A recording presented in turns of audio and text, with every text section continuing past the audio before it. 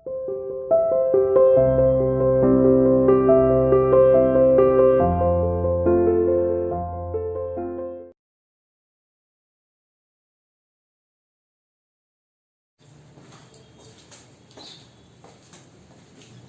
to CR International School online classes. Hello students, how are you? Hope you are fine.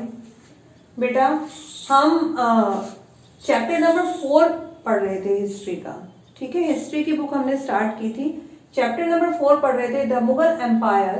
कि Mughal empire, Mughal साम्राज्य के बारे में हम बात कर रहे थे कि मुगलों का आगमन भारत में कब हुआ. जब बाबर आया. ठीक है, जब बाबर आया तब मुगलों का आगमन हुआ 1526 ईस्वी में. 1526 के अंदर बाबर ने सर्वप्रथम दिल्ली के सुल्तान इब्राहिम लोदी से लड़ाई कर कर वहाँ दिल्ली और आगरा पर पूरा का पूरा कब्जा कर लिया. उसके बाद इंडिया के अंदर मुगल साम्राज्य की स्थापना हो गई. ठीक है, फिर उसके बाद हमने पढ़ा कि जो बाबर था, बाबर के बाद उसके बेटे हुमायूं ने शासन किया. ठीक है, हुमायूं के बाद उसके बेटे अकबर ने शासन किया. और अकबर के बाद उसके बेटे जहांगीर ने शासन किया. और जहांगीर के बाद जो शासक आया, मीन्स जो जहांगीर का बेटा था उसका नाम था शाहजहां. और फिर औरंगजेब.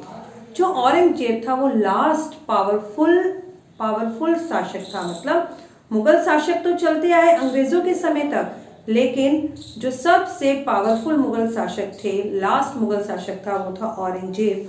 उसके बाद जितने भी मुगल शासक आए उनमें से कोई भी इतना ज़्यादा पावरफुल नहीं था. और हमने बात की जो मुगल थे वो पिता की तरफ से तैमूर वंश के थे और माता की तरफ से वो चंगेज खान से एसोसिएटेड थे. लेकिन वो अपने आप को चंगेज खान के वंशज कहलाना पसंद नहीं करते थे, क्योंकि चंगेज खान ने बहुत सारे लोगों को बेफिजूल बहुत सारे लोगों की हत्या की थी. जबकि जो तैमूर था उनका पूर्वज, उसने 1398 के अंदर पूरी की पूरी दिल्ली पर कब्जा कर लिया. इसलिए मुगल अपने आप को तैमूर कहलवाने पर बहुत ज़्यादा प्राउड फील करते थे. आज हम बात करेंगे मनसबदार एंड जागीरदार की. कि मनसबदार और जागीरदार कौन होते थे, आज हम उनके बारे में देखते हैं. पेज नंबर 51 पर है ये. As the empire expanded, जैसे जैसे साम्राज्य का विस्तार होने लगा, to encompass different regions, the Mughal recruited diverse bodies of people from a small nucleus of Turkish nobles. They expanded to include Iranis, Indian, Muslims, Afghan, Rajput, Maratha and other groups. जैसे जैसे मुगल साम्राज्य का विस्तार हुआ वैसे वैसे ही मुगलों में तरह तरह के सामाजिक समूहों के सदस्यों को, मुगलों ने अलग अलग तरह के सामाजिक समूहों के सदस्यों को अपने प्रशासन में सम्मिलित करना शुरू कर दिया. जब स्टार्टिंग में मुगल यहाँ पर आए थे तो जो उनका प्रशासन का काम हो रहा था उसमें सिर्फ तुर्किश लोग थे, लेकिन अब उन्होंने ईरानियों को, भारतीयों को, मुस्लिम लोगों को, अफगान लोगों को, राजपूतों को, मराठों को भी इस ग्रुप में शामिल करना शुरू कर दिया. 200 ज्वाइन मुगल सर्विस. एक बार जो मुगल सर्विस को ज्वाइन कर लेता था वर एनरोल्ड एंड मनसबदार, उसके मनसबदार कहा जाता था. मीन्स उसके लिए जो एक उसका एनरोलमेंट हो जाता था मनसबदार से, मीन्स उसे मनसबदार कहा जाने लगा. देखिए जैसे हमने यहाँ लिखा है मनसबदार. द टर्म मनसबदार, जो ये मनसबदार शब्द है, refers to individual who hold a mansab. ये एक व्यक्ति, कोई भी एक ऐसा व्यक्ति जिसे मनसबदार कहा जाता है. हु होल्ड अ मनसब, वो व्यक्ति होता है जिसके पास कोई मनसब होता है. मनसब मीनिंग अ पोजीशन और रैंक, मतलब कोई पद या फिर कोई रैंक या कोई श्रेणी. मतलब शासन के अंदर उसका या तो कोई अच्छा रैंक होता है, उसके पास कोई अच्छी श्रेणी होती है, या उसकी पोजीशन कैसी होती है, इसका नाम है mansab. It was a grading system use by the Mughal. मुगलों के द्वारा एक ग्रेडिंग सिस्टम का यूज किया गया, मीन्स एक श्रेणी व्यवस्था का इस्तेमाल किया गया. टू फिक्स, क्या फिक्स करने के लिए, रैंक, कि उस मनसबदार का क्या रैंक होना चाहिए, सैलरी, कितना वेतन होना चाहिए उसका, एंड द मिलिट्री रिस्पॉन्सिबिलिटीज, और उसे कौन कौन सी सैनिक जिम्मेदारियां देनी चाहिए. Rank and the salary were determined. Rank और सैलरी को निर्धारित किया गया by a numerical value called zat, जिसे बाय अ डिटरमाइंड मतलब रैंक और सैलरी को निर्धारित किया जाता था. किसके आधार पर, by a numerical value of zat, zat की संख्या के आधार पर, कि उसके पास कितनी जात है. द हायर जात जिसके पास जितनी ज़्यादा जात होती थी, ज़्यादा से ज़्यादा जो जात होती थी, the more prestigious was the noble, वो was position in the court and the larger his salary, court यानी दरबार में उस नोबल की उतनी ही ज़्यादा प्रतिष्ठा होती थी, उतनी ही ऊंची उसकी पोजीशन होती थी और उसकी सैलरी भी ज़्यादा होती थी। ठीक है। The mansabdar military responsibilities required him to maintain a specified number of sawar और कैवलरी मैन, कि मनसबदार जो थे, मनसबदार को जो उत्तरदायित्व दिया गया, जो रिस्पॉन्सिबिलिटी दी गई, required him to maintain a specific number of sawar, उसके आधार पर वो एक निश्चित संख्या में सवार यानी कि घुड़सवारों को रख सकता था। मतलब उससे ज्यादा नहीं, जितनी संख्या उसकी रैंक के अनुसार निश्चित की गई है वो सिर्फ उतनी ही संख्या में घुड़सवार रख सकता था। ऐसा मुगलों ने इसलिए किया क्योंकि वो उनकी पर्सनल जो वो सैनिक रखते थे उन पर कंट्रोल करना चाहते थे। उन्हें डर था कि यदि इनके पास ज्यादा सैनिक हो गए तो ये हमारे साथ विद्रोह कर सकते हैं, इसीलिए वो कितने सैनिक रखेंगे ये भी उन्होंने निश्चित कर दिया। The mansabdar brought his cavalry for review, mansabdar जो थे वो अपने घुड़सवारों का रिव्यू यानी कि निरीक्षण करते। गोट देम रजिस्टर्ड, उन्हें रजिस्टर्ड यानी उनका पंजीकरण करवाते। द हॉर्स ब्रांडेड, उनके हॉर्स जो थे वो अच्छी ब्रांड के थे। And they receive money to pay them as a salary, और वो फिर उन्हें वो मनी को प्राप्त करते थे ताकि उन्हें सैलरी दी जा सके। मतलब उन्हें घोड़े रखे, बहुत सारे घुड़सवार रखे, उनके लिए जो सैलरी उन्हें प्रशासन देता था वो उन्हें तभी मिलता था जब वो अपने पूरे घुड़सवारों का निरीक्षण कर कर उन्हें पंजीकरण करवाते थे, फिर उन्हें मनी रिसीव होती थी ताकि वो उन्हें सैलरी दे पाए। Mansabdar receive their salary as a revenue assign called iqta, mansabdar receive their salary, कि मनसबदार जो वेतन को प्राप्त करते थे वो किस रूप में था, एज अ रेवेन्यू असाइनमेंट, मतलब रेवेन्यू असाइनमेंट मतलब जो कर के रूप में उन्हें मिलता था। क्या? रेवेन्यू असाइनमेंट कॉल्ड जागीर, एक उन्हें जागीर जमीन का टुकड़ा दे दिया जाता था जिससे वो लोगों से कर कलेक्ट करते थे और उस कर से ही वो अपने सभी नौकरों को सैलरी देते और बाकी का बचा हुआ पैसा वो कहाँ पर, खजाने में जमा कराते थे अपना रख कर। ठीक है। विच वर समवट लाइक इक्ता, जिसे इक्ता भी कहा जाता था।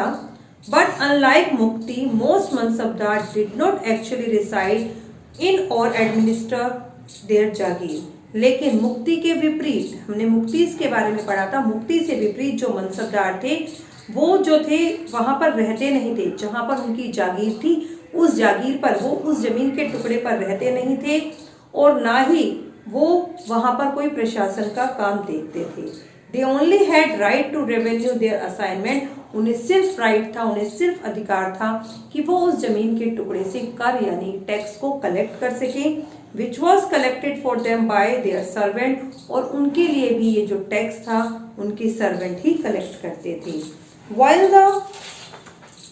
while the mansabdar themselves served in some part of in the country, जबकि वे स्वयं जो मनसबदार थे themselves served in the other part of the country, वो देश के किसी अन्य भाग में सेवारत होते थे या सर्विस कर रहे होते थे और उनके जो नौकर थे वो उस मनसब से उनके लिए कर को कलेक्ट करते थे। देखिए बेटा यहाँ पर एक पिक्चर दिया हुआ है, देखिए आप ये पिक्चर देख रहे हैं आप, ये पिक्चर, इस पिक्चर के बारे में आप लोग देखिए कि क्या कहती है ये पिक्चर।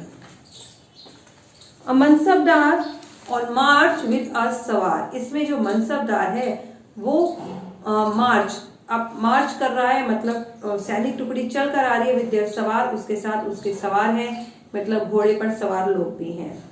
ठीक है।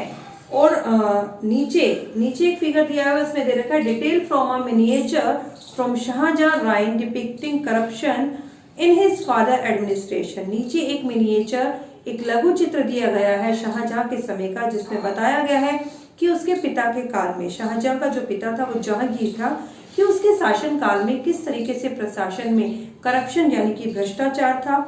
उसमें एक करप्ट ऑफिसर रिव्यूइंग अ ब्राइब, उसमें एक करप्ट अफसर को ब्राइब यानी कि रिश्वत लेते दिखाया गया है। देखिए ये करप्ट है, ये देखिए ये रिश्वत ले रहा है।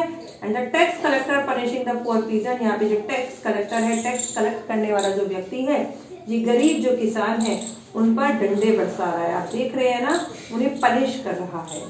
ठीक है, आगे देखिए।